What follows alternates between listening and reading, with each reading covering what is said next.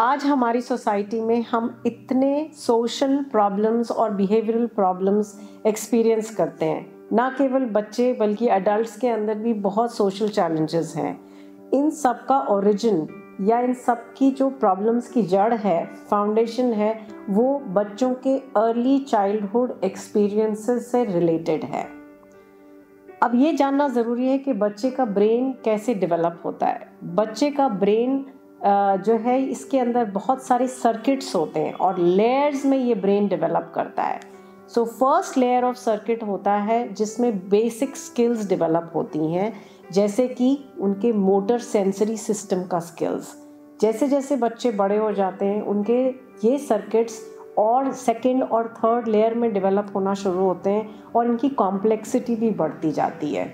Second layer में language circuits develop होते हैं और जैसे जैसे बच्चा और बड़ा होता है ये सर्किट्स और कॉम्प्लेक्स होते जाते हैं और इनके प्रॉब्लम सॉल्विंग और कॉग्निटिव स्किल्स को भी डेवलप करने में मदद करते हैं। ऐसे ही ब्रेन स्ट्रक्चरली भी ब्रेन के अंदर कई भाग होते हैं और अलग अलग फंक्शंस अलग अलग ब्रेन के भागों से रिलेटेड होता है। जैसे एक भाग होगा जो बच्चे के प्रॉब्लम सॉल्विंग और कॉग्निटिव स्किल्स को लुक आफ्टर करेगा। एक भाग है जो बच्चे के मोटर स्किल्स, चलना, दौड़ना, भागना, इस तरह के एक्टिविटीज़ के फंक्शंस को कोऑर्डिनेट करेगा। एक भाग है जो लैंग्वेज डेवलपमेंट से रिलेटेड है, एक भाग है जो विजन से रिलेटेड है या हियरिंग से रिलेटेड है या सेंसरी सिस्टम से रिलेटेड है।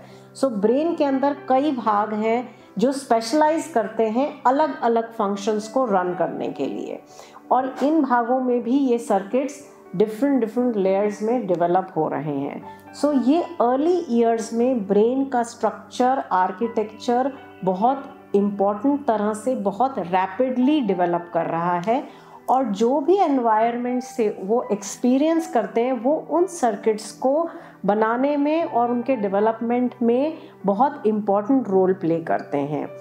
इसीलिए अर्ली चाइल्ड डेवलपमेंट में बच्चे के एक्सपीरियंसेस बहुत इम्पॉर्टेंट हैं।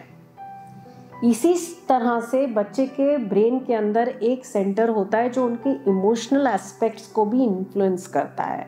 अब अगर एनवायरमेंटली बच्चे को सही तरह का स्टिमुलेशन नहीं मिलता है या किसी तरह से बच्चा निग्लेक्टेड है या अब्यूज्ड है या फैमिली एनवायरनमेंट अच्छा नहीं है, हेल्दी नहीं है, लड़ाई झगड़ा, डांट मार पिटाई, पनिशमेंट, चीखना चिल्लाना, इस तरह का एनवायरनमेंट है या निग्लेक्ट का है, बच्चे के साथ कोई बातचीत नहीं कर रहा, कोई खेल नहीं रहा, ये सारे एनवायरमेंटल एक्सपीरियंसेस बच्चे के इमोशनल डेवलपमेंट को इम्पैक्ट करते हैं। और जब डेवलपमेंट के बारे में बात करते हैं तो सभी एरियाज को स्टिमुलेशन मिलना ज़रूरी है। अगर बच्चा इमोशनली इम्बैलेंस्ड है या ब्रेन के अंदर किसी भी एक भाग की डेवलपमेंट नहीं हो रही है तो वो दूसरे ब्रेन के फंक्शंस को भी इम्पैक्ट करेगा और बच्चे की पूरी डेवलपमेंट को इन्फ्लुएंस कर सकता है इन अ रॉन्ग वे। सो इसीलिए इन सब के डेवलपमेंट को बैलेंस रखने के लिए उनके एक बहुत एनरिचिंग एनवायरनमेंट एक्सपीरियंसेस होना ज़रूरी है, आवश्यक है।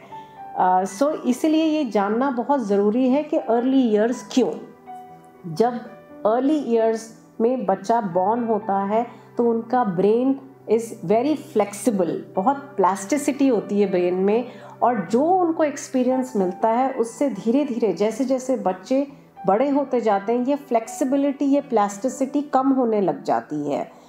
और इसी प्लास्टिसिटी का हमें अर्ली ईयर्स में फ़ायदा उठाना है। जितना हम उनको एनरिचिंग एक्सपीरियंस अर्ली ईयर्स में देंगे उतना उनका लर्निंग बेटर होगा, उनके बिहेवियरल प्रॉब्लम्स कम होंगे और वो स्कूल में बहुत अच्छा परफॉर्म करेंगे और अपने लेटर ऑन एडल्ट लाइफ में भी बहुत अच्छा परफॉर्म करेंगे इन लाइफ। सो इसीलिए early child development, early childhood experiences बच्चे के long term learning, behaviour, development और उनके इंटेलेक्चुअल डेवलपमेंट से बहुत ज़्यादा कोरिलेटेड हैं और बहुत इम्पॉर्टेंट हैं, और इसलिए उनके अर्ली चाइल्डहुड ईयर्स के एक्सपीरियंस को एनरिचिंग करना बहुत इम्पॉर्टेंट है।